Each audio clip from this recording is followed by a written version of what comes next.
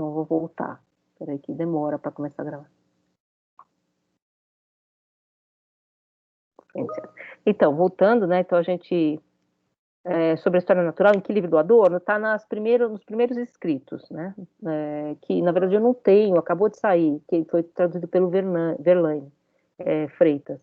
Acabou de sair, saiu um pouco tempo, eu tenho quase todos dessa coleção do Adorno, né? Da Unesp, mas é caro para dedéu, né? R$ 99, e são os escritos de juventude do Adorno, de 32 esse texto, quando ele era mais benjaminiano.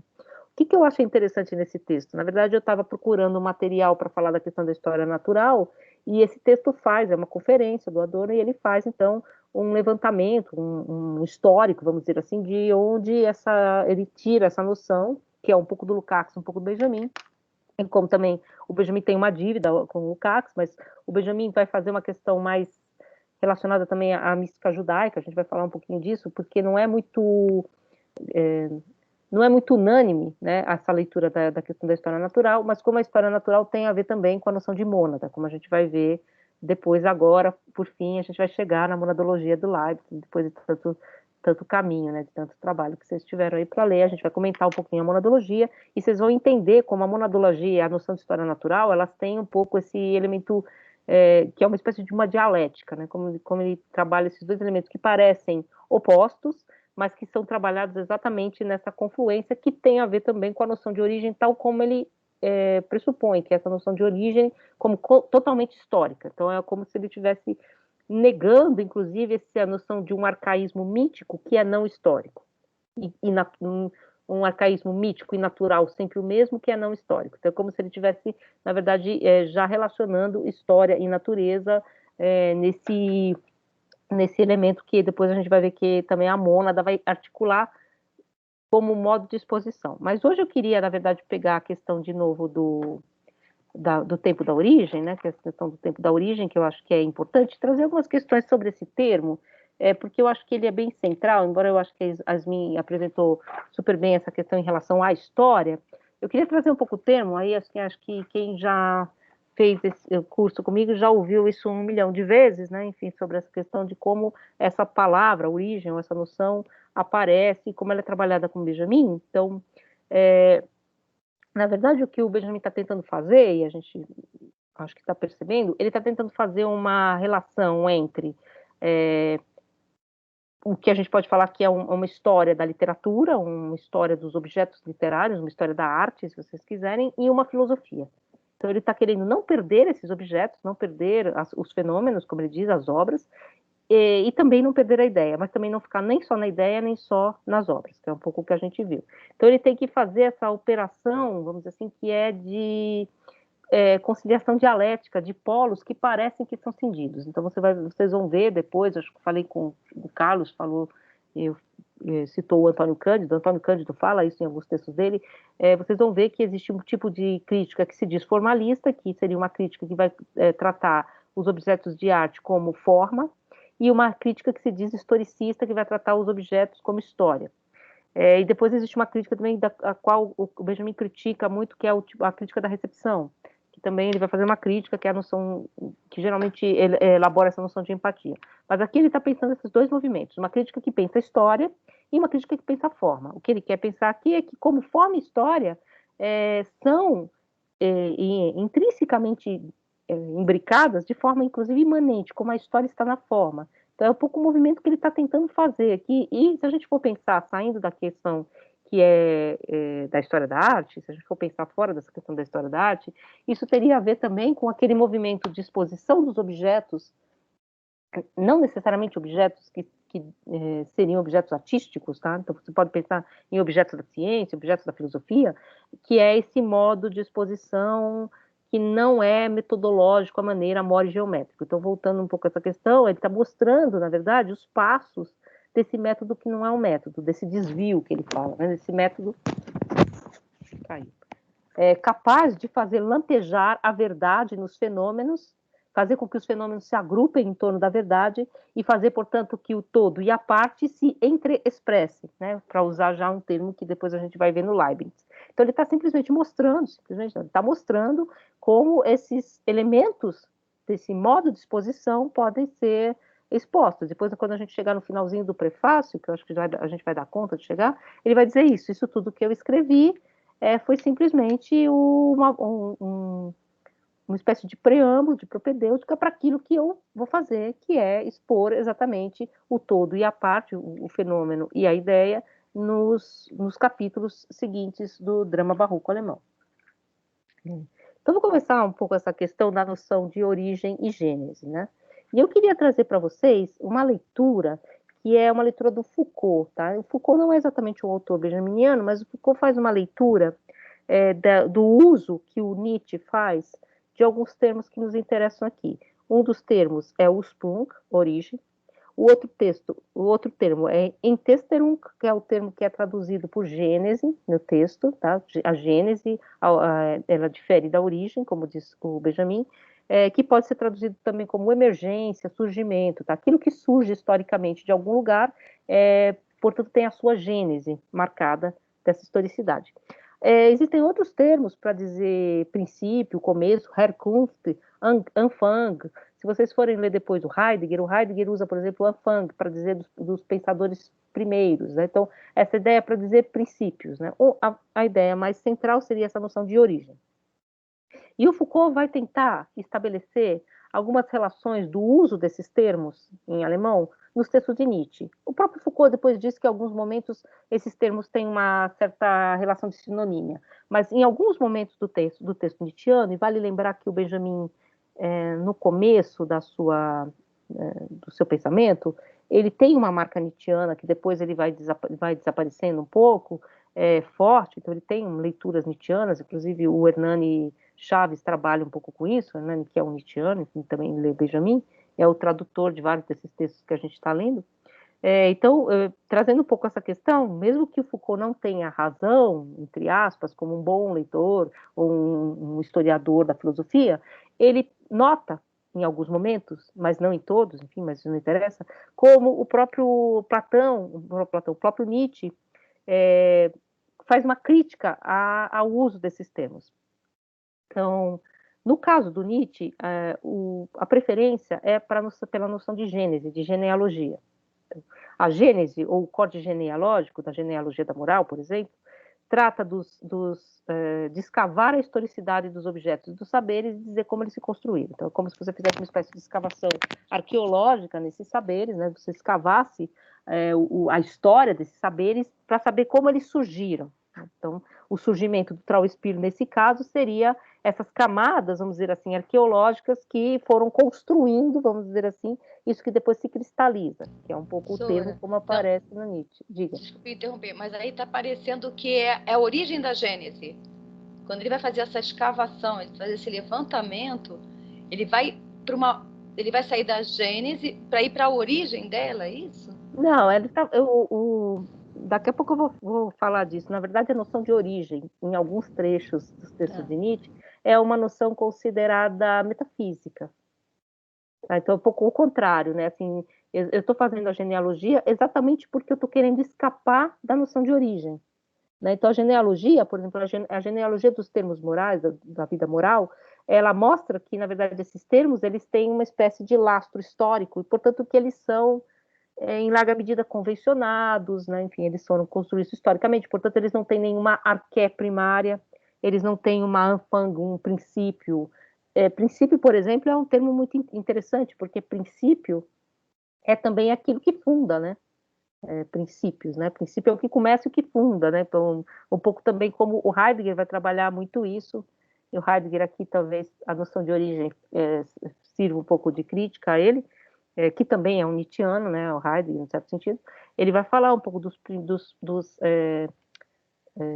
pensadores originários, né, que puseram primeira vez o que se põe a pensar, né, que é o Parmênides, o Heráclito e o Anaximandro, né, a noção de você escapar da metafísica, remetendo a metafísica aos seus princípios. Esses princípios são o começo, né, mas também os princípios, aquilo que se pôs a pensar uma primeira vez. Então, tem um pouco essa questão também que o Foucault vai trabalhar. Então, a Gênese, o corte genealógico, trata das camadas cristalizadas e históricas, sem sentido único e sem meta, que deram a face aos conceitos e objetos, tal como se nos apresentam como que naturalizados. Então, a genealogia tem isso, eu não tenho meta, não tem não tem uma ideia, não tem uma constituição pré-formada, é simplesmente aquilo que convencionalmente, historicamente, acabou sendo desse modo. E depois a gente naturaliza como sendo algo que tem um princípio. A moral naturalizada, como um sumo exemplo, não se mostra como premissa escondida nem mesmo quando a dúvida moderna instaura-se, vai dizer o Nietzsche, né? Então, essa noção da moral, de que a verdade é melhor que a mentira, tal, nem mesmo quando você produz o método, que é o método da dúvida, nem mesmo nesse momento, diz Nietzsche, você chega a balançar essa ideia de que há um chão, vamos dizer assim, originário, uma arqué, né? Uma espécie de chão originário que remete, portanto, a algo que não é convencionado, não é histórico, não é móvel, não é contingente. Então, essa questão que o Foucault vai colocar. A dúvida para no momento em que encontra uma meta, a verdade, diz Nietzsche, né? Sem pôr em questão a própria vontade de verdade que opera como um preconceito, como um fundo falso que esconde um fundo falso. Então, essa ideia de que a genealogia é sem fim, é sem fundo, né? Então, a genealogia, quanto mais, Nietzsche diz assim, enfim, eu estou fazendo aqui, claro, estou puxando o Nietzsche lido por Foucault, que é um Nietzsche, tá? Enfim, Nietzsche eu sei que é uma coisa pantanosa, e tem muito Nietzscheano no departamento, tem até medo de falar, mas nesse sentido, se vocês forem pensar, como Nietzsche diz assim, se você diz encontrei, significa simplesmente que você parou de cavar, né? Sim, porque na verdade você sempre vai infinitamente, historicamente, escavando essa gênese. Gênese no sentido de genealogia, aquilo que construiu a coisa tal como ela é. Exatamente o contrário do Benjamin, por isso que eu estou puxando essa questão. Que opera, então, um preconceito, um fundo falso. Além de bem e mal, Nietzsche explicita esse preconceito dos filósofos. Ele diz, é a partir de suas crenças que eles procuram alcançar o seu saber, alcançar algo que, no fim, é batizado solenemente de verdade. Então, você tem uma crença que você produz esse saber. A origem, o salto para fora da história, que é um pouco que a Benjamin, ó, eu já estou chamando a Yasmin de Benjamin, ó. A Yasmin Benjamin, falou Sprung é salto, né? É o salto de tigre da história, que depois o Benjamin vai falar, né? Que você falou do Marx, né? Esse salto que rompe a continuidade histórica, mas é originário, né? Então, já falei isso para vocês, Urbilden é arquétipo, é imagem original. Arquétipo é algo que se põe fora da história, inclusive, parênteses, a gente falou um pouco a aula passada, o Benjamin era leitor de Jung, né, no começo da carreira. E o Jung vai pensar exatamente nessa questão do arquétipo. O que é um arquétipo junguiano? Ele não é produto de uma genealogia, você não vai fazer uma genealogia do arquetípico, porque o arquetípico é exatamente isso, é aquilo que está no princípio. É uma espécie de estrutura fixa, né? Uma estrutura que está pré-dada, que pré-existe ao próprio movimento histórico de onde devêm os conceitos. Então, aquilo pré-existe, é o solo, o chão original, nesse sentido de Ursprung, o salto para o chão original. Então, quando a noção de Ursprung é saltar para fora, exatamente da história. Então, Ursprung, por sua vez, simularia essa arqué primeira, primordial, um lugar privilegiado de início, um princípio, né, no sentido de arqué, né, da arqué grega, um vinco atávico de sentido, um vórtice que daria a contrapelo uma meta retrospectiva aos saberes. Então, se eu tenho um arqué, e eu vou dizer, esse conceito saiu desse chão originário, desse arquétipo, eu tenho, na verdade, mesmo que eu tenha jogado para trás, uma espécie de vetor, de construção teleológica, vamos dizer, o conceito veio dali, percebe? Eu tenho, na verdade, uma espécie de fundo para esse conceito. Eu tenho uma espécie de meta, né? O que é uma meta? É aquilo que atinge o alvo, né? Então, uma meta é mesmo que essa meta seja retrospectiva. que devolve, portanto, a esses objetos uma natureza pré-histórica, ou seja, anterior à própria historicidade, ou seja, uma segunda natureza histórica, por isso que depois a gente vai falar dessa questão de segunda natureza, que vai cristalizar todos os princípios de dominação que estão aí implicados. E o Foucault escreve: o primeiro parágrafo de Humano, Demasiado Humano, coloca frente a frente a origem miraculosa, Wunder, Ursprung, né? Então, Wunder, de Wunderbad, Wunder, Ursprung, que a metafísica procura, e as análises de uma filosofia histórica que coloca questões über, Herkunft und Anfang, né? Que são sobre o surgimento e os inícios. O Sprung é também utilizado por Nietzsche de maneira irônica e depreciativa, em que, por exemplo, consiste esse fundamento originário, estou citando Nietzsche, o Sprung, da moral, que se procura desde Platão, em horríveis pequenas conclusões, pudenda aurigo, ou seja, preconceito de origem, né? Então, o que significa a origem? São as pequenas conclusões que estão dadas já no princípio. Então, aquilo que veio a ser já tem a sua relação com aquilo que era. Então, essa seria a noção de origem. Tá? E é uma crítica essa noção de origem que, por exemplo, o Adorno vai avançar em relação a autores como Heidegger, né? É uma noção de origem que se põe como uma espécie de solo autêntico, de solo anterior à mediação, de solo anterior à história, de solo anterior, portanto, a esse movimento dialético que mediatiza os objetos. Então, ele vai botar muito essa questão em foco. Bom, atualmente nem todos os estudiosos de Nietzsche vão concordar com essas oposições, inclusive porque se vocês forem ler Nietzsche, vocês vão ver que ele usa os termos em vários sentidos.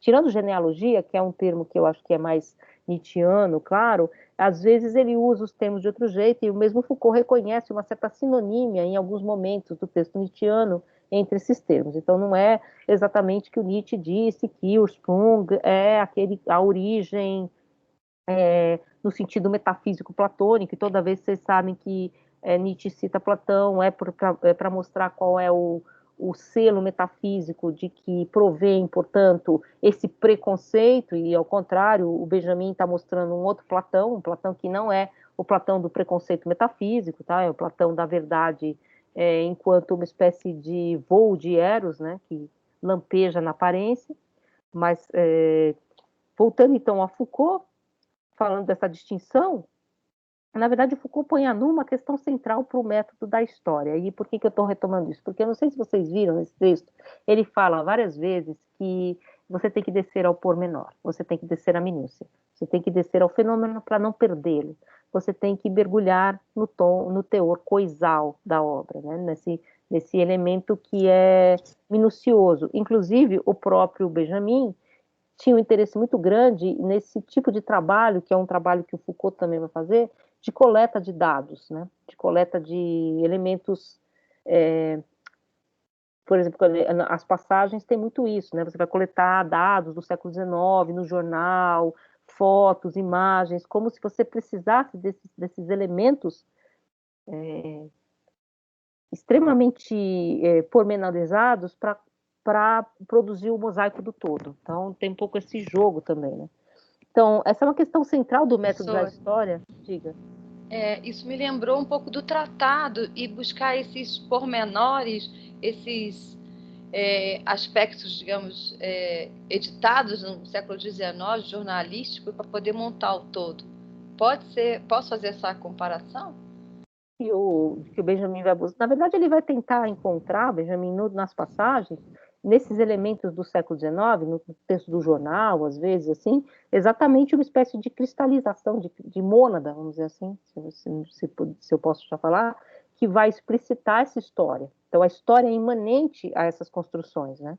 Então, é isso que interessa para ele. Eu não vou falar da história geral e abstrata do século XIX. A história do século XIX, ou a história de Paris, capital do século XIX, das suas várias modificações, ela está, vamos dizer assim, encapsulada, vamos dizer assim, nesses pequenos objetos, que é exatamente o que ele vai falar, acho que a Benjamin de novo, a Yasmin falou, né, ela falou que assim, a questão do historicismo não é recuperar o passado tal como ele foi. Então, eu não quero recuperar o século XIX tal como ele foi. Eu quero recuperar o século XIX como ele lampeja nesses objetos. Então, como a verdade do século XIX, ela só vai aparecer exatamente nesses anteparos, vamos dizer assim, nesses objetos que permitem que eu perceba essa historicidade sem fazer, na verdade, um grande desenho abstrato dessa história. Né? Então, mas isso também já fazendo um salto aqui, né? Dessa questão. A gente vai voltar a isso, na verdade. Então, um pouco essa questão de método, né? Sem pensar, então, num espírito como devido à própria forma artística, como se pensar numa grande construção, assim, desse espírito hegeliano, enfim, tal. A gente pode pensar também essa questão do Benjamin a partir dos pequenos pormenores que ele vai analisar. Então, ele tem esse elemento, depois ele vai falar aqui de Hegel, né? Se os fatos não concordam com a filosofia, pior para os fatos. Mas o que ele está querendo dizer com isso? Que você vai jogar os fatos fora, que os fatos não interessam, e que, portanto, ele está construindo, na verdade, uma grande história abstrata?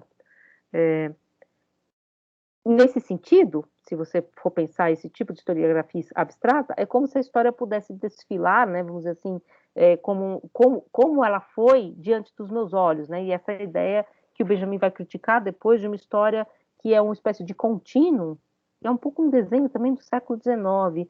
Eu sempre lembro do Brás Cubas, né, que a história passa em desfile diante dos meus olhos, tal. É uma ideia de que o tempo é vazio e homogêneo, e há essa história que percorre esse espaço vazio, né? Então é uma espécie de cortejo que percorre esse espaço e o historiador teria a função de simplesmente recuperar esses momentos, né? Que é o que o Benjamin já vai criticar também nesse modelo historicista. A genealogia, pelo contrário, por seu gosto por papéis gastos, por minúcia, pelo descontínuo, né? Porque o genealogista ele vai procurar a descontinuidade da história, né? O fragmentário, né? Porque o que o genealogista faz? Ele vai procurar os pedaços, as partes, os fragmentos, ele vai fazer uma arqueologia dos cacos, vamos dizer assim, que essa historicidade legou.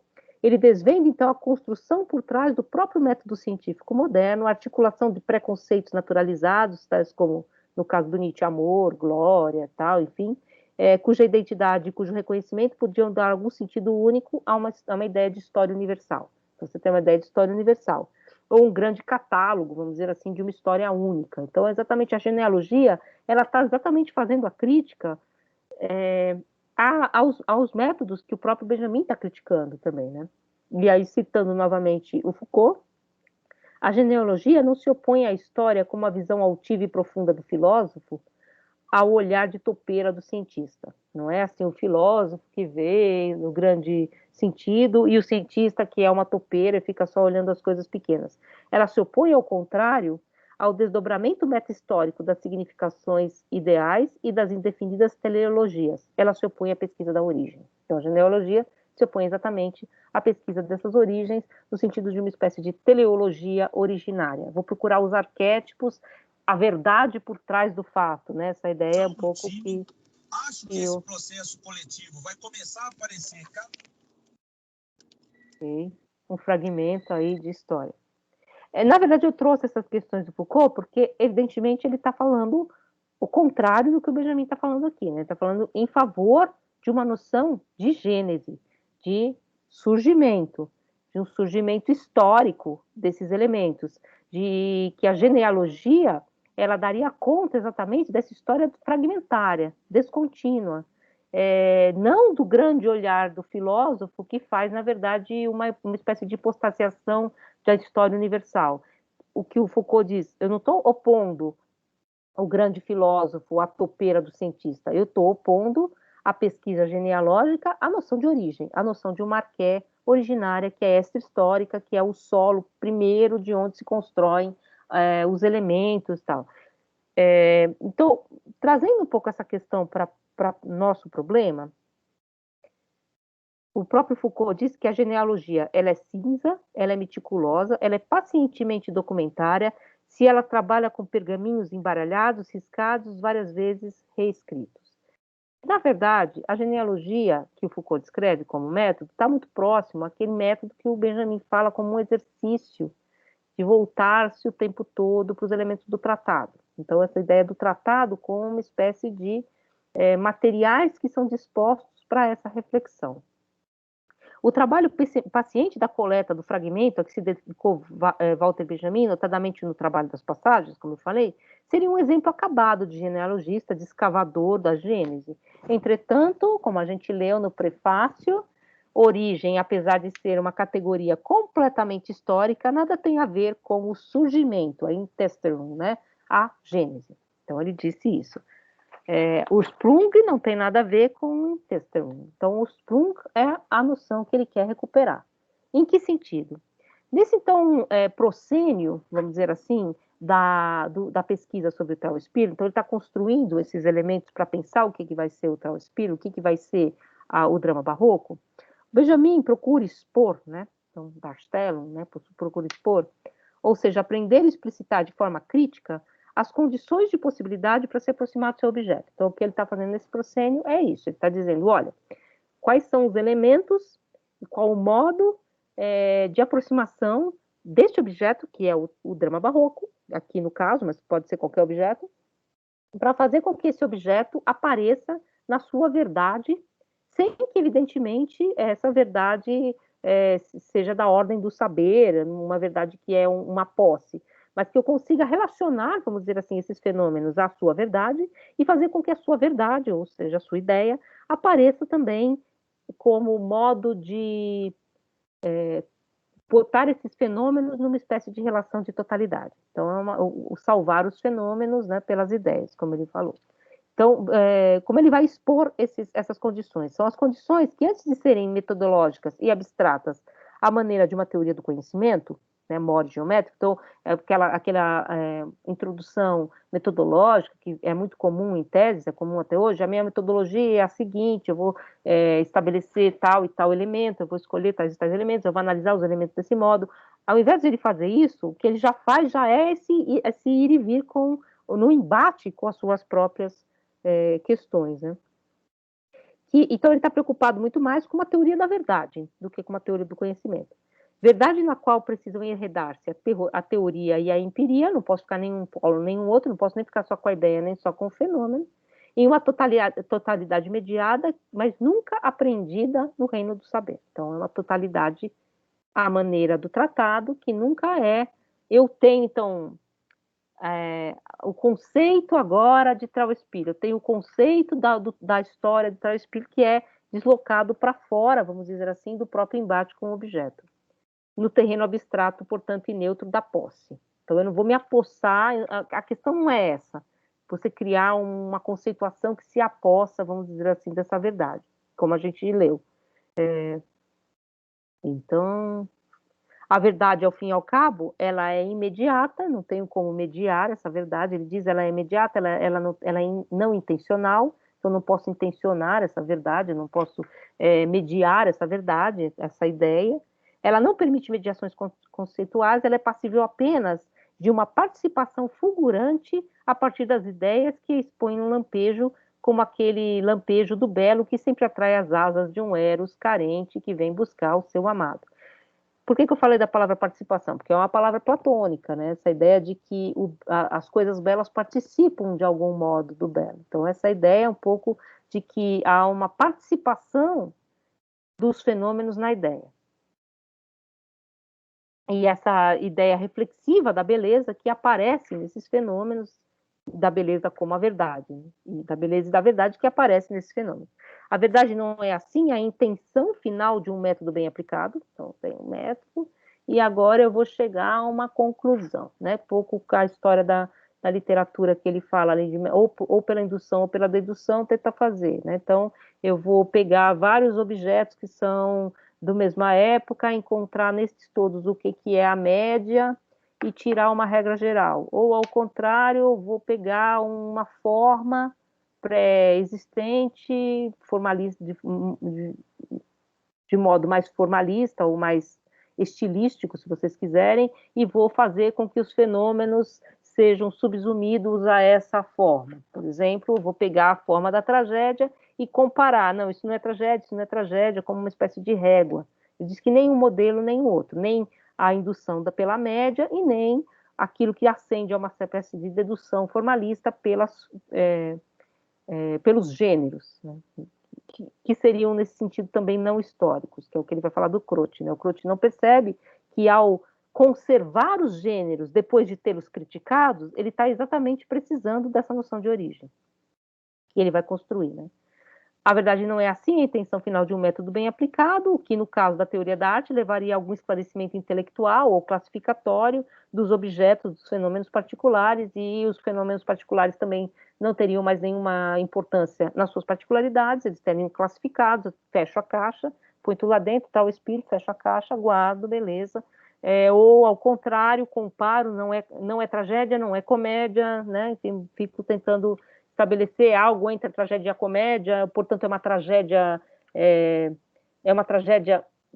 deficiente, deficitária, porque eu tenho a norma e o desvio, é um desvio de uma norma. Então, essas questões que ele está querendo colocar como problemas, exatamente, dos métodos, os quais se voltam para esse objeto.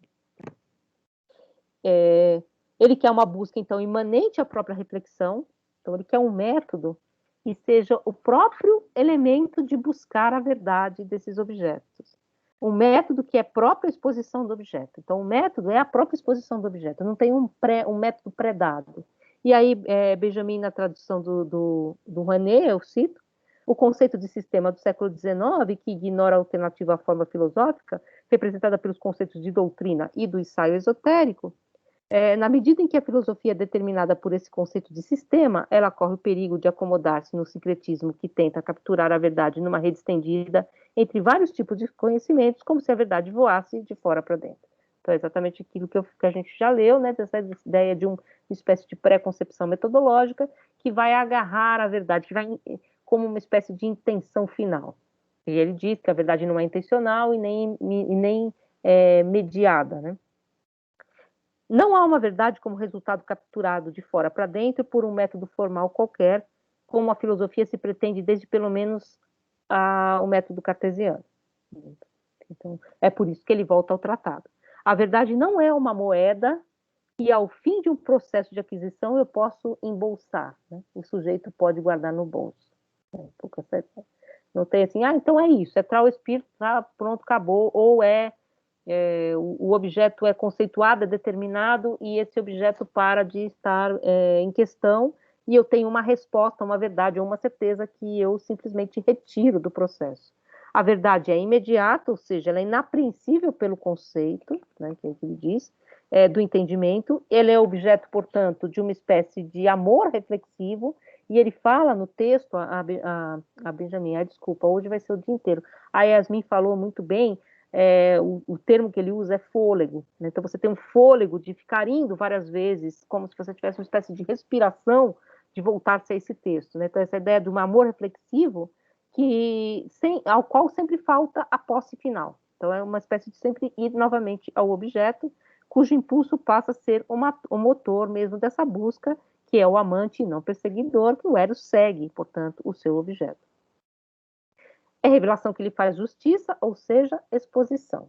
Nesse sentido, não é representação, é exposição. É, na verdade, uma revelação que faz justiça a esse objeto. Não é apenas uma crítica ao método da ciência, mas também uma espécie de limitação desse texto. E escreve Benjamin: essa descontinuidade do método científico está longe de corresponder a um estágio inferior e provisório do saber. Ela poderia, ao contrário, estimular o progresso da teoria do conhecimento, se não fosse a ambição de capturar a verdade unitária e indizível por natureza, através da compilação enciclopédica dos conhecimentos. Eu nunca vou conseguir o todo a partir de uma reunião enciclopédica de partes, na verdade. A compilação enciclopédica obedece, então, uma regra extrínseca, essa questão. Então, o mosaico não é a regra que vai unir as peças do mosaico, ela não pode estar fora. Eu não posso simplesmente distender essas peças no tempo vazio e homogêneo. Eu não posso perfilar né, esses momentos numa linha histórica. Inclusive, essa noção de uma linha histórica que nós temos, né, é como se os elementos estivessem perfilados um atrás do outro. Não é, então, portanto, produto de uma genealogia nesse sentido, mas também não é uma pesquisa pela origem no sentido de uma espécie de terreno arcaico. Não é nenhuma coisa nem outra. Não é a procura de um surgimento de uma genealogia no sentido clássico de perfilar esses elementos historicamente e sem nenhuma meta, porque nesse caso o Benjamin acha que se perderiam exatamente os fenômenos, mas também não é uma pesquisa pela origem no sentido como aquele citado por Foucault, que seria criticado pelo Nietzsche, que é essa noção de arqué, né? Não é um chão originário, ele não está procurando esse chão originário. Não é Urbildung, ele não quer o arquétipo, não é assim, o arquétipo do drama barroco estava dado e não é histórico, e, portanto, eu vou comparar os objetos a esse arquétipo, porque ele já fez uma crítica, ele já falou que isso seria, na verdade, uma espécie de... apesar da crítica à expostaziação, seria uma espécie de dedução, né? Enfim, você iria deduzir os objetos dessas pré-formas. Mas Benjamin sabe que as obras de arte são particulares, elas são fenômenos, e que a passagem direta do particular à ideia não é tão simples, não é imediata, ao contrário, essa fulguração ela queimaria os objetos desapareceriam, né? Você ficaria só com a ideia, e que a passagem direta do particular à ideia originária não é tão simples, não é imediata, pois nesse acesso se perderia exatamente a particularidade do objeto. O objeto ia desaparecer nessa ideia originária. Se se trata aqui de uma teoria dos objetos ou das obras de arte, se ele está fazendo uma crítica exatamente a uma abstração metodológica que pré-existe, por que eu estou falando isso? Porque a impressão que dá é que exatamente que ele está fazendo isso. Mas você tem uma ideia de Paul Spier, né? A qual você vai fazer concordar ou não os objetos. Por que você não tem um método pré-dado também, que é esse método da origem, que é arquetípico, que redundaria nos gêneros ahistóricos? É exatamente essa questão que ele vai falar na noção de origem, que é o tempo da origem, né? Benjamin sabe, então, que essas obras são particulares, são fenômenos, e a passagem direta não existe.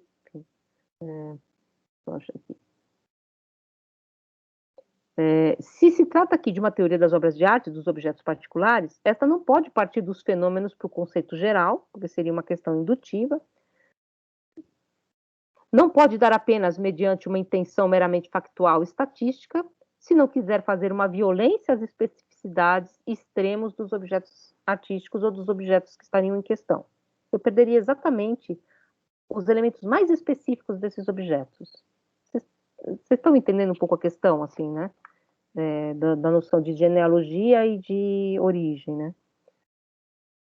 E, na verdade, se eu não quiser ser presa, mais uma vez, do formalismo vazio dos processos metodológicos de uma ideia de história universal, né, que existe, que se desdobra num tempo vazio homogêneo, como uma espécie de continuidade, eu teria exatamente que fazer um outro trabalho. Não quero cair nem na Gênese, que, para o Benjamin, perde a verdade dos objetos, e nem, ao contrário, nessa grande abstração da história universal. O problema de uma noção classificatória e metódica, pois procura agarrar o objeto na sua rede de saber, da teoria das artes ou dos objetos, é perder exatamente a fulguração da verdade nos objetos que inventaria. Você teria um grande inventário de objetos, que é um pouco aquilo que a Yasmin falou, o grande inventário da história universal. Eu teria todos os objetos como uma espécie de museu de tudo, que eu simplesmente ia dispor conforme as suas épocas, numa linha como um contínuo histórico, no qual todos esses objetos, no fim, se equivaleriam, porque eles estariam simplesmente colocados um atrás do outro, numa espécie de vazio temporal, então você simplesmente colocaria um atrás do outro, um estaria ligado ao outro por uma espécie de rede extrínseca, porque eles estariam ligados apenas porque eles foram extrinsicados no espaço, porque eles foram colocados nessa linha espacial. E toda a causalidade histórica, ela seria meramente externa a esses objetos. eles seriam exemplos dessa história apenas. E o problema, então, dessa noção classificatória que seria esse, que se perderia exatamente a fulguração da verdade nesses objetos que inventaria. E, por fim, ia criar um grande catálogo coisificado de fragmentos empíricos cuja ciência última baseia-se no respectivo nível conceitual, o da média. Eu ia tirar uma média e criar grandes abstrações, regras gerais. Aí entra uma outra questão que a gente vai ver mais para frente, que é a noção de Kunstwollen, que eu acho que é muito importante para se pensar um pouco essa questão. O Hegel, a gente vai ver mais propriamente mais para frente, ele vai pensar, o Hegel é um historiador da arte, né, e ele está trabalhando com uma época histórica, que é o baixo helenismo, a arte tardo-romana, né, a arte do final do Império Romano, e esse momento era considerado geralmente como simplesmente um momento de decadência. Então, ele já não é a arte grega, helenística, e ainda não é a arte medieval. É uma espécie de, ainda não, uma espécie de passagem meramente histórica, porque é a passagem disso para cá, daqui para lá, então, enfim, arte paleocristã, ele diz que às vezes é um nome, né? Então, é aquilo que ainda não chegou a ser, e é uma espécie de decadência de uma forma e ainda não se construiu em outra. Então, seria um período de mera decadência. Se fosse visto, diz Benjamin, por uma historicidade extrínseca, né? Por uma historicidade que devém da Grécia ou do helenismo de um lado e da Idade Média do outro, né? Percebe? Teria colocado num tempo histórico. Agora, o que o Hegel vai falar? Ele vai dizer que cada momento histórico possui uma positividade em si mesmo. Essa positividade, ela é construída a partir dos próprios elementos históricos que estão dados ali. E é essa historicidade que o Hegel chama de Kunstwollen, vontade de arte. Existe uma vontade própria a este momento histórico, que é particularmente histórica, deste momento, não tem nada a ver com o que veio antes e o que vai vir depois, portanto, não é um ainda não, ou o já não, né? Enfim, uma coisa. Aquilo a gente usa muito isso, é pré-romântico. O que é pré-romântico? Ainda não chegou a ser exatamente romântico, como se aquilo em si mesmo não tivesse nenhuma potência. Então, o que o Hegel faz, um pouco a maneira nietzschiana também, é dar a cada momento histórico uma espécie de potencialidade em si mesmo, arrancando, num certo sentido, desse contínuo histórico. Então, não está num contínuo histórico em que esse período seria simplesmente a baixa, que depois vai vir de novo um outro movimento. Não, ele possui em si mesmo uma positividade, e é essa positividade que eu vou encontrar inscrita na forma dos seus objetos artísticos, dos seus objetos culturais, que interessa. Essa historicidade, depois a gente vai ver, é o que o Benjamin chama de historicidade imanente. Não é uma historicidade extrínseca, não é uma historicidade que está dada fora e é meramente contingente, disposta no tempo. É uma historicidade que é jogada para dentro da própria construção deste momento. E este momento, ele não precisa fazer parte de uma gênese histórica. Eu não preciso me preocupar com o que veio antes, de onde ele veio e o que veio depois. Ao contrário, é o que o Benjamin vai falar no próximo parágrafo, eu posso relacionar esse momento, que é uma espécie de aqui e agora, né, arrancado do contínuo histórico, com outro momento posterior e anterior que não está dado na linha da história, que é a relação que ele diz de pré e pós-história, que não necessariamente é histórica no sentido cronológico, no sentido da linha do tempo. Não sei se fica claro, a gente vai voltar à noção de Kunstwollen, porque ele vai adiantar mais para frente, mas é que eu acho que ela é muito importante para se compreender a questão da mônada que vem daqui a pouco. Então, essa noção de Hegel, que é esse historiador da arte, Kunstwollen, o querer artístico fulgurante na própria forma, muito mais do que fazer genealogicamente explicitado de fora ou por uma intenção subjetiva reconhecida por empatia, a potencialidade de um momento, aparece para Benjamin como capaz de expor, por sua origem, pela vontade de arte que está implicada ali naquele momento, a mediação entre o objeto e a sua ideia, e a sua história, por fim. A pergunta, então, pela historicidade de um fenômeno e da ideia, configuração objetiva dos extremos desse fenômeno, é, portanto, essa pergunta pela origem. Qual é o elemento que move por dentro a força desses objetos? Vocês estão aí ainda? explicando. Sim. Vocês estão entendendo alguma coisa ou não? Sim, eu estou só anotando aqui. Ah, está escrito, depois eu passo. Então, essa questão do fenômeno, né, assim, a origem, então, não se confunde com o início empírico, nesse sentido, né, com a... Todo mundo, oi! Com o início empírico, portanto, né, que é das coisas, não, da gênese histórica, nesse sentido extrínseco, né, então, não é não é esse movimento que é empírico e histórico de um acontecimento, mas uma espécie de molabilidade, e o termo é do Leibniz, do próprio objeto. Ou seja, é uma espécie de dobra que é jogada para dentro do objeto, que constitui a sua historicidade, não que está fora, né?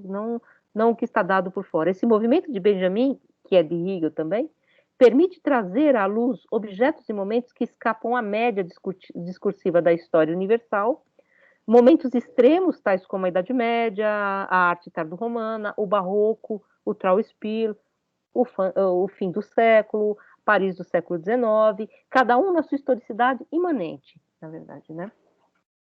Então, a gênese, a historicidade fragmentária e extrínseca da obra, não interessa a essa noção de origem, como pré e pós-história, vor e nach Geschichte, né? For, aquilo que vem antes, e nach Geschichte, aquilo que vem depois. Em que sentido que ele vai dizer? A pré-história do drama barroco não é necessariamente a tragédia renascentista, é a Idade Média. E a pós-história do drama barroco não é o que vem em seguida, a arte clássica, é o expressionismo. Porque você pode operar a história, não, na verdade, por movimentos cronológicos, mas por relações que são de uma molabilidade interna dos próprios objetos, que é o finalzinho do texto, tá? Estou adiantando, mas a gente vai chegar lá, se chama barroco e expressionismo, né? Então, o expressionismo, na verdade, é o movimento do tempo do próprio Benjamin, né? Que ele está operando essa relação com o barroco. Agora, não é uma questão de empatia, são épocas que empaticamente se entendem, não. A empatia, ela está dada no sujeito que recebe, o receptor, o sujeito que recebe e que observa. Não é essa questão, é uma objetividade, está inscrito na própria obra, não como uma história externa, né? E também não como uma espécie de construção subjetiva que eu consigo ler de fora, empaticamente, porque eu entro numa espécie de relação, de me pôr no lugar daquele homem medieval. Não é essa a questão. Então, inclusive, o Benjamin critica isso muito propriamente. Eu estava lendo aqui a tarefa do tradutor, e na tarefa do tradutor ele começa assim o texto. Em hipótese alguma, levar em consideração o receptor de uma obra de arte ou de uma forma artística revela-se fecundo para o seu conhecimento, né? Diz que isso não mostra, não faz com que a obra lampeje na sua verdade. Então, o receptor de uma obra de arte, ou aquele que empaticamente é capaz de dar a ver a partir do seu lugar histórico, aquele outro lugar histórico, essa subjetivação, vamos dizer nesse sentido, não interessa. Interessa, na verdade, como a história aparece como estranha a nós, inclusive, nesse objeto. Como uma espécie de objeto, aí sim, num certo sentido, arqueológico. Só que é uma arqueologia que é jogada para dentro. E aí ele continua, né? Então, essa origem, que se relaciona com a sua pré- e pós-história, imanente ao próprio objeto artístico e não externa ao objeto artístico, cuja apreciação pode fazer dele uma fulguração da verdade ou um desdobrar imanente e monadológico do todo, da sua história. Então, eu posso desdobrar os elementos dessa história, desse objeto. Bom. Então, eu ia puxar aqui a crítica do Adorno, na verdade, quando o Adorno vai criticar no Benjamin exatamente esse método, como ele aparece na Paris do século XIX. Então, o Adorno, quando ele vai criticar o método em Benjamin, ele diz que existe uma ausência de mediação especulativa. E aí ele diz, se eu não me engano muito, a dialética carece de alguma coisa, ele fala para o Benjamin, a mediação. O seu trabalho, de Benjamin, se instalou na encruzilhada entre magia e positivismo, ou seja, você está, de um lado, saltando para uma espécie de arcaísmo, inclusive o Adorno acusa o Benjamin, em certo sentido, de estar se aproximando de Jung, e de outro lado você está caindo numa espécie de factualidade. Então ele diz para o Benjamin, olha, cuidado, você está numa hora com a ideia que é uma espécie de magia, e do outro lado você está com os objetos, com os fatos. Ele não está falando do drama barroco, porque no drama barroco ele acha que o Benjamin consegue dar conta da mediação. Ele está falando do Benjamin maduro, né?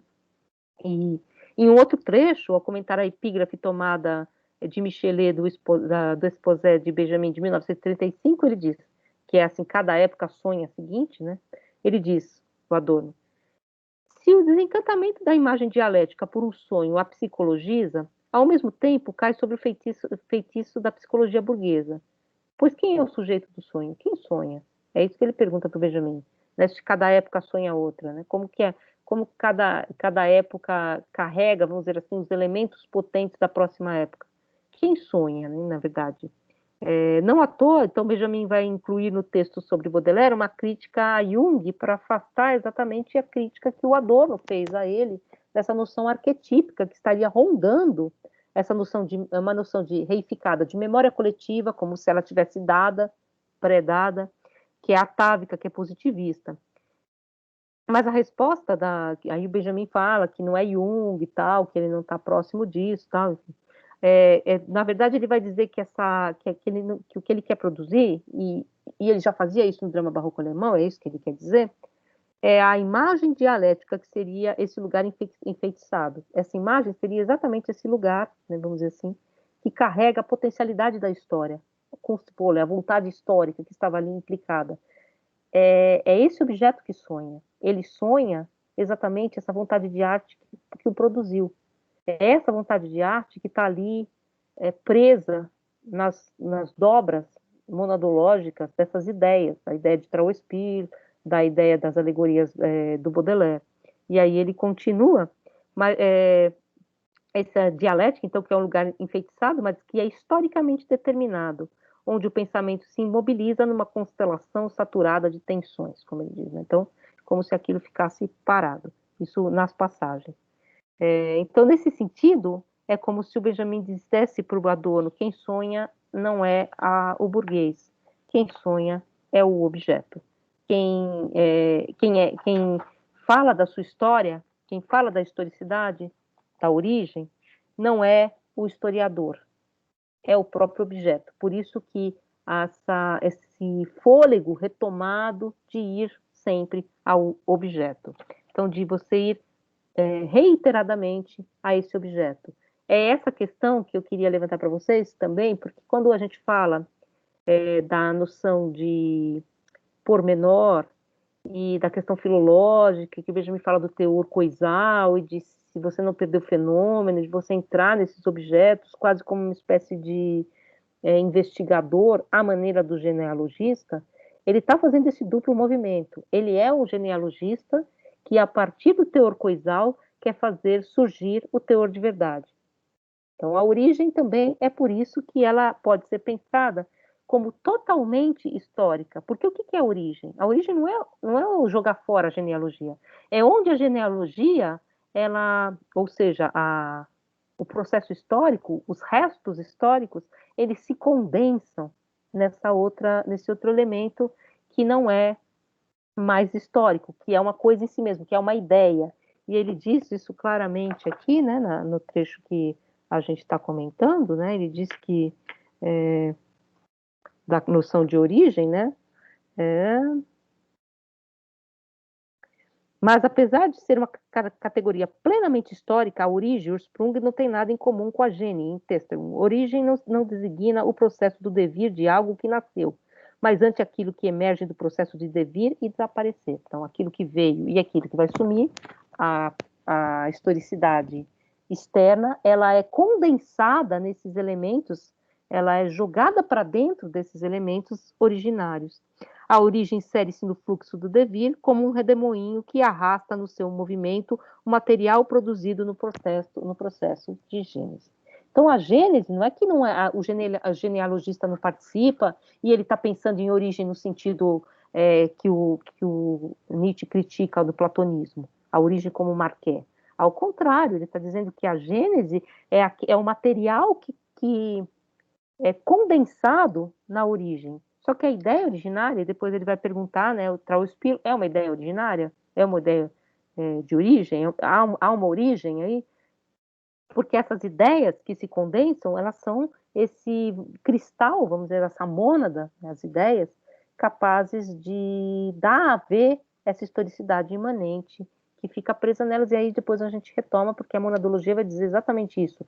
Todas as mônadas, sem portas e sem janelas, ou seja, fechadas em si mesmo, sem nenhuma comunicação externa, portanto, sem nenhuma historicidade externa, elas contêm, apesar disso, todo o mundo, né, nas suas dobras. Vocês lembram disso da monadologia.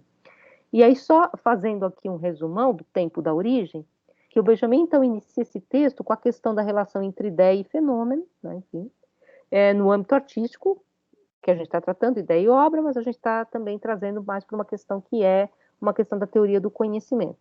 A relação, então, entre ideia e fenômeno é uma relação entre extremos, tá? Não é uma relação de média, é uma relação entre elementos extremados, inclusive porque ele quer fazer com que os fenômenos entrem na ideia de origem, entrem no jogo da origem, a partir dos seus extremos, dos seus elementos extremados.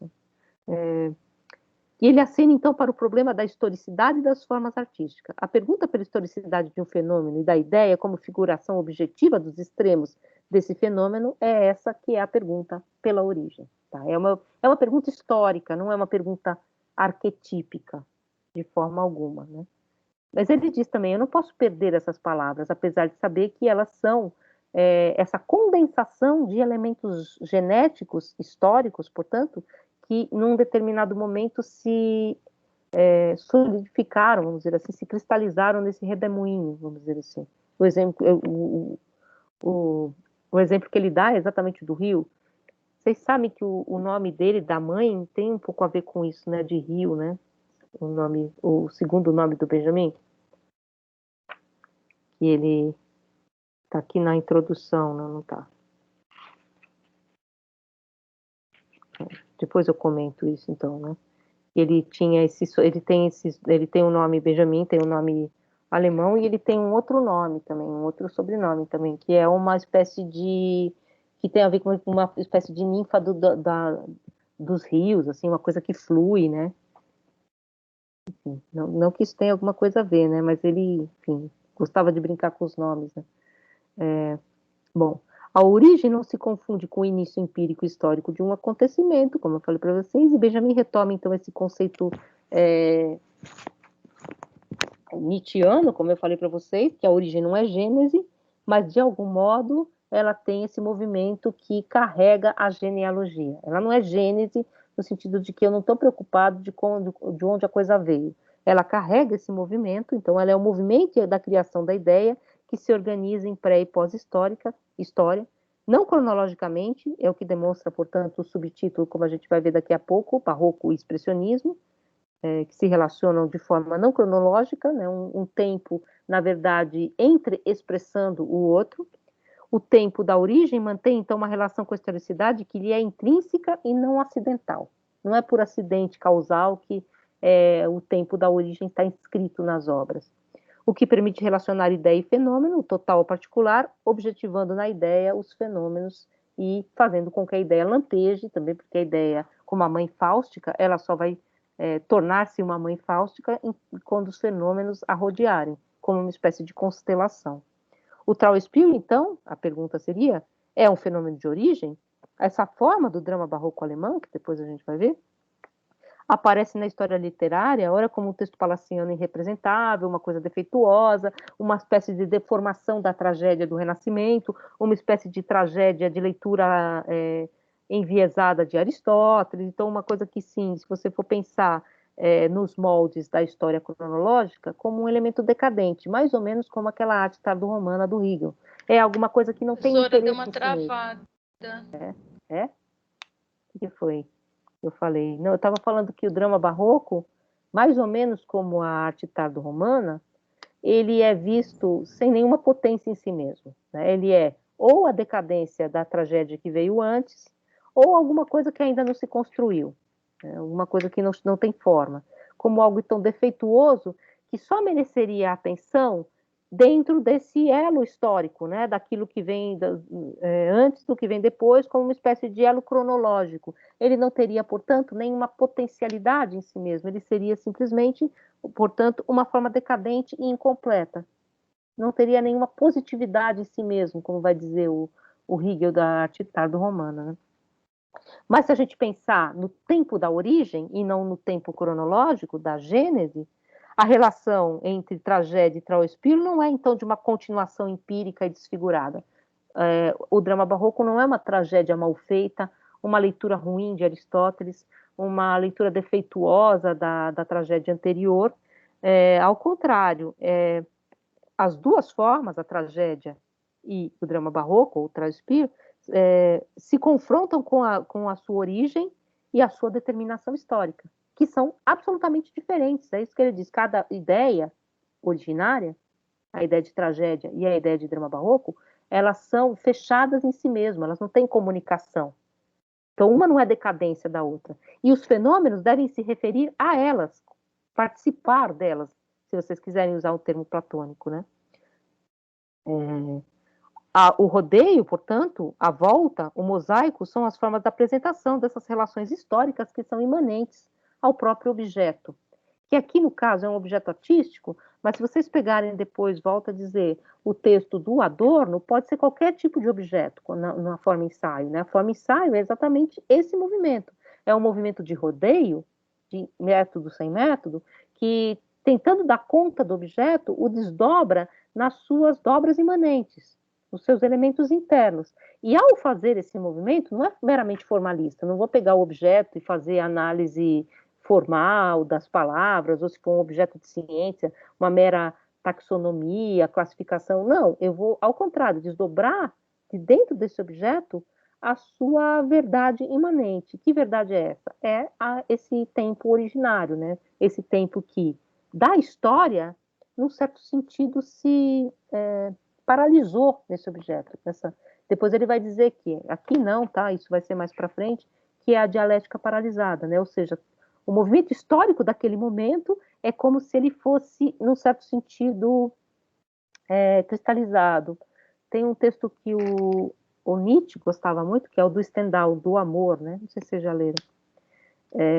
Que o Stendhal fala, né, de que experimente o que é o amor, né? Experimente pegar um raminho de flor verde, verdejante, e mergulhar num poço cheio de neve. Quando você tirar dali, ele está cristalizado, né? Então o raminho está lá dentro, mas em torno dele se construiu todo um outro elemento, né? Então um pouco essa ideia de que a historicidade ela faz esse movimento, né? Então ela fecha, ela prende, vamos dizer assim, nesse cristal que é a mônada, que ele vai falar depois, que é uma exposição, tá? Ele não está pensando que é uma mônada. Essa historicidade imanente. Qual que é o ganho desse método? É não precisar pensar uma historicidade externa por um lado e uma construção formal por outro. Eu não preciso separar as duas coisas. Eu não preciso, ou eu sou historicista, ou eu sou formalista. Não, eu sou formalista porque eu sou historicista e a história, ela está inscrita na forma. Ela é jogada para dentro da forma. Ela é jogada para dentro do objeto. Então, o objeto e a sua exposição histórica, e depois a gente vai falar um pouquinho dessa questão da história natural, né? Que é também a sua verdade, mas não uma verdade histórica no sentido da genealogia empírica, de onde ele veio, tá? Assim, positivista, né? Esse positivismo, parênteses, depois eu vou retomar isso, mas a questão do Hegel, hoje em dia o Hegel não é um autor muito lido. Eu vou falar isso para vocês. Na história da arte, eles consideram um autor metafísico, né? Assim, que é uma coisa metafísica, Conchivole, que ninguém sabe o que é Conchivole, uma coisa que voa, né? O que é isso? Vontade de arte, vontade de vomitar, né? Sei lá. O que é isso? De onde vem e tal? Então, é considerado um autor um pouco anacrônico, inclusive, não é muito lido. Mas a questão do Hegel, na época dele, é exatamente fazer um contraponto ou encontrar um outro lugar que não seja nem a linguagem sistêmica que eles herdaram no romantismo, né, que é essa crítica romântica que já estava desgastada, exatamente, e também não cair no positivismo meramente empírico e materialista, né, no sentido positivista, de você juntar um monte de fatos e descrevê-los encadeados na história. E, no caso dos objetos artísticos, descrevê-lo como fases de uma elaboração técnica evolucionista, ainda por cima, né? Que era como estava se lendo as artes. Né?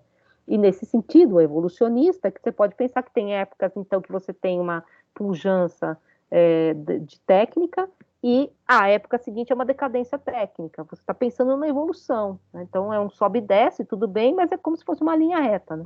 Existem momentos de queda, mas é queda porque exatamente a técnica se perdeu, mas ela volta.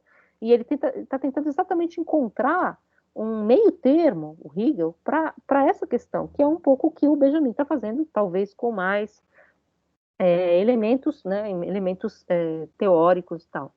Mas a gente vai chegar nisso ainda, a aula que vem, então a gente fala um pouco desse outro parágrafo.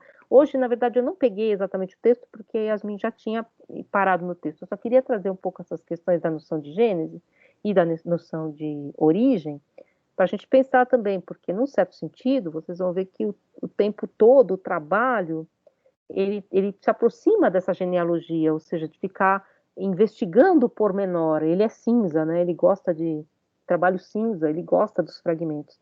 Só que em que sentido? Né? No sentido positivista, ou como dizia o Foucault, um positivista feliz, né? O Foucault disse isso, que ele era um positivista feliz. Mas o Benjamin está fazendo esse duplo movimento. Eu não quero nem perder os fenômenos, nem, portanto, abandonar todos esses elementos que são coisais, vamos dizer assim, mas também não quero perder a ideia.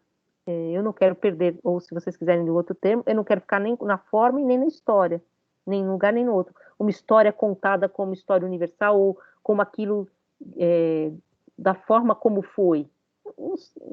Né, ele diz, eu tenho que pensar o passado tal como ele lampeja no presente, mas não do modo empático do sujeito, né? Como ele lampeja no presente exatamente porque ele se relaciona com esse presente como pré e pós-história, né? O que desse passado lampeja nesse presente?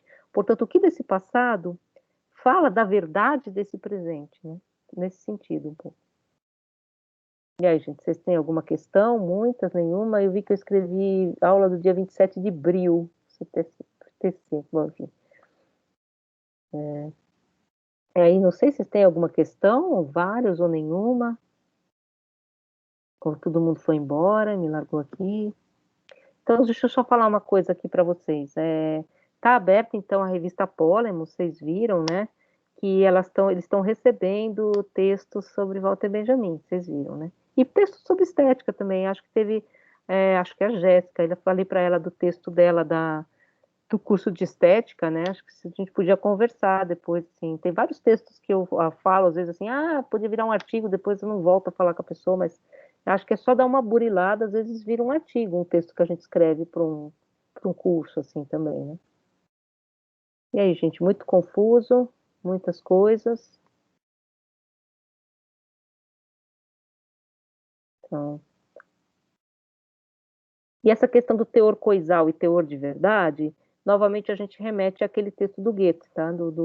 As afinidades eletivas. A revista tem qualis, ó. Tem qualis, eu vou falar uma coisa meio feia, tá até gravando, mas tem o qualis, o mesmo qualis, eu acho que é até maior, se bobeado, da revista dos professores. É a revista dos alunos, essa Polemos, né? A dos professores é a Revista de Filosofia Moderna e Contemporânea. Nome super assim, né? Sem criatividade. Polemos é um nome legal, eu acho, assim, mas aí o que acho? Porque é um nome estranho, né? Uma vez uma pessoa me falou, mas por que esse nome? Você sabe o que significa? Eu falei, sei.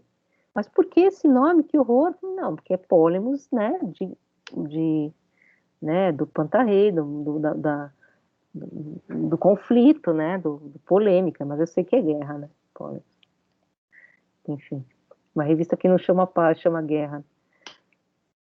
Sim. E aí, assim, se vocês quiserem tentar também elaborar alguma coisa aqui do curso para... Eu sei que o Benjamin, ele é um autor, assim, não é que ele é difícil, ele é um pouco escorregadio, né? Por exemplo, você vai lendo, você vai falando, mas isso aqui não entendi exatamente, o que ele quis dizer com a verdade intencional, a verdade imediata, por isso que eu também sempre fico tentando voltar um pouco a essas questões.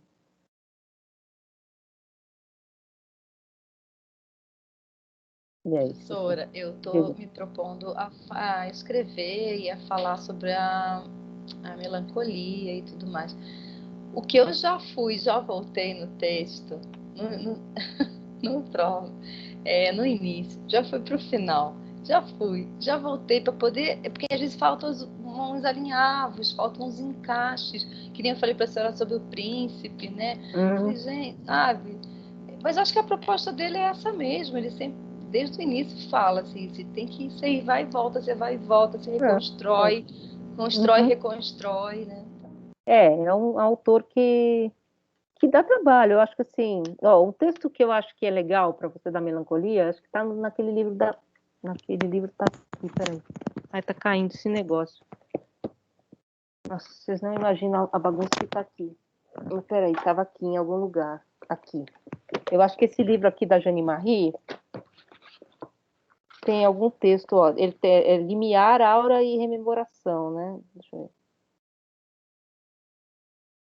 Tem aquele texto famoso do conceito de Darstello em Walter Benjamin, ou Verdade e Beleza, né? Enfim, aí depois esse comentário filológico crítica materialista também é importante, porque é exatamente o que a gente falou agora, o comentário filológico e a crítica materialista, o comentário filológico genealógico, que vai procurar a historicidade de cada pedaço, e essa crítica que vai apontar para a origem ou para a história. Aí eu li bastante essas coisas, o Hero da Distância, que também fala uma coisa que a gente trabalhou aqui, que é essa questão da leitura. Na verdade, fala de como o Benjamin pensa o amor na juventude dele, mas também fala um pouco dessa questão que a gente falou, já não tem, da melancolia, eu não sei onde que eu li, porque eu li em algum lugar sobre essa questão da melancolia esses dias, mas não foi na Jeanne Marie, não. Mas aqui a Jeanne Marie, ela, claro, evidente, né? Ela vai tratar de várias questões que a gente já falou, né? Que a gente está tratando agora. Da melancolia. Pri, tem Diga. o. Nesse da Jean-Marie tem o Estética, Experiência e História em Walter Benjamin. Ela vai tratar, tipo, da tradição, da herança, vai falar da herança também, que é um conceito que passa, assim, por Benjamin. É meio que essa a melancolia, então seria o que que o Benjamin constrói enquanto relação com o passado. Acho que nesse artigo Uhum. dela, ela trata mais ou menos, ela vai tratando. Aí tem outro autor que vai falar especificamente da melancolia, que é o Levi, né? Fala especificamente da melancolia. Eu estou tentando botar o Kant lá em cima e ele não cabe. O Levi, sim. Deixa eu colocar as referências da revista aqui. Peraí, gente. Eu estou pensando aqui, porque a questão da melancolia, assim, é uma questão que é super interessante, assim, mas você tem que ler. Não tem um momento aqui. Agora estou falando da melancolia, né? Assim, ele tem uma coisa muito é uma questão central para ele, mas ao mesmo tempo é uma questão, vou falar, tangencial, né? Num certo sentido, né? Porque ele não fala diretamente. Agora eu vou fazer um capítulo sobre a melancolia, né? Assim, deixa eu ver se eu acho aqui, peraí. Tentando fazer duas coisas e fazendo coisas erradas, peraí. Nossa, não vou achar. Da revista Pólen. Vocês viram que saiu na Ampof, né?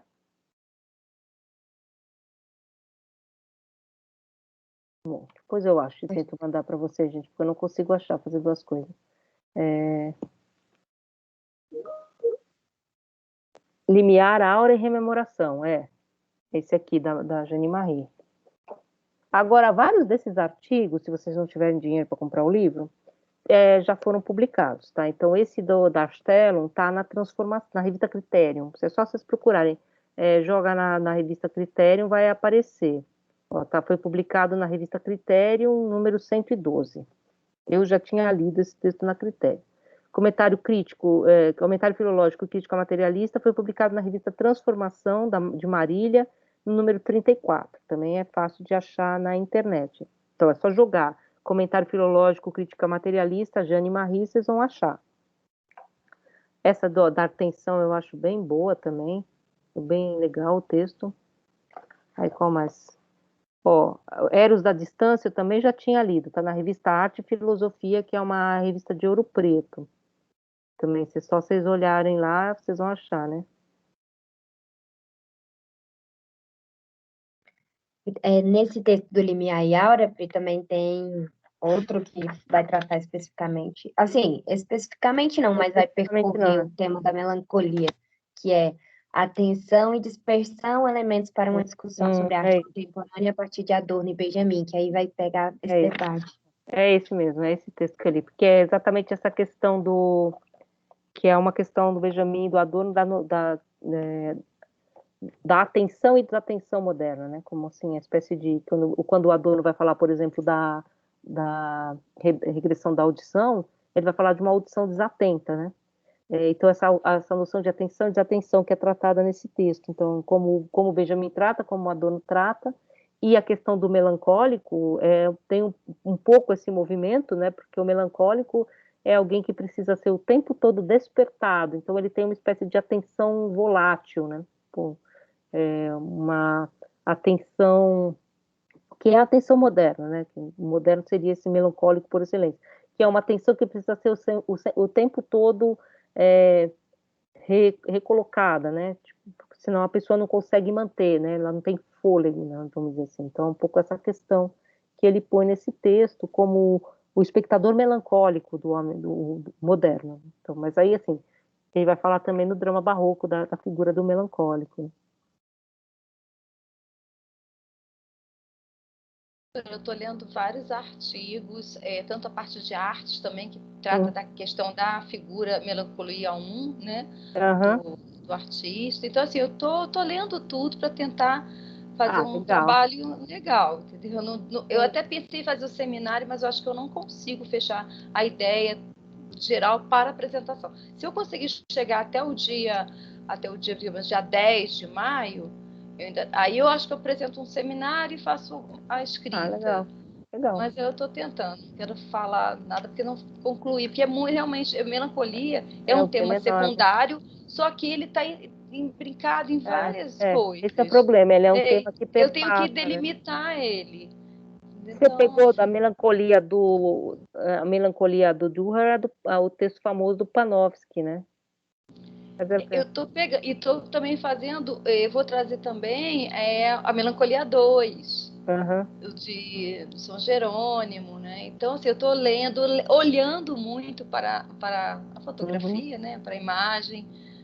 E é isso, daqui a pouco aparece alguma coisa. Porque o Panofsky é um autor que tem proximidade, inclusive, com o Benjamin. O Benjamin, quando ele não entrou na universidade lá, ele tentou fazer parte do grupo do Panofsky, né? Que era depois o Panofsky vai migrar para os Estados Unidos, né? Enfim, como todo mundo que conseguiu escapar, né?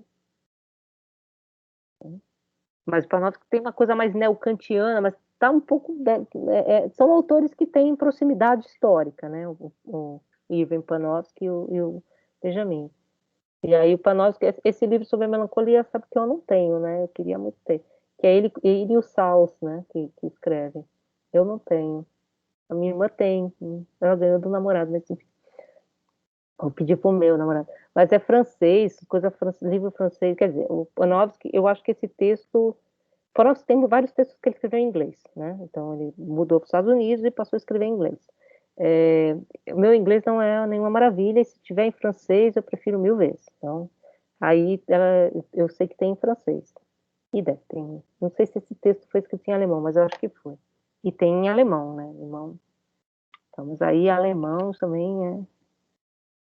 A gente deixa alemão para ler Kant, essas coisas, né? Porque é muito difícil, eu acho, ler texto de história da arte, porque tem muita palavra que a gente não usa quando estuda, assim, alemão, né? Porque uma coisa é ler Kant e tal, assim, não que seja fácil, mas, assim, são palavras técnicas. Quando você lê coisa de história da arte, às vezes, assim, é uma flor, é o nome de uma árvore, pode você ficar horas procurando aquela palavra, né, assim. Tudo bem, você entende que é alguma coisa, mas você não sabe direito o que é, né? Eu sei disso porque eu estou tentando traduzir há um tempo aí o texto do Hegel, e as partes mais difíceis são as descritivas de obra de arte, porque eu não sei do que ele está falando, fica procurando dicionário, aí não faz sentido, você acha que você está viajando, sabe? Assim, é muito difícil, realmente. E pior, né? É aquilo que é mais coloquial, né? Que a gente sabe as línguas, quer dizer, eu não sei bem ainda nada, mas a gente sabe as línguas de modo muito instrumental, né? Mas, enfim. Gente, faltam 5 minutos, então Eu vou dar tchau. vou Será dar boa tchau noite para a todos. vocês. Gabi, Boa noite. Espero que não tenha ficado mais complicado.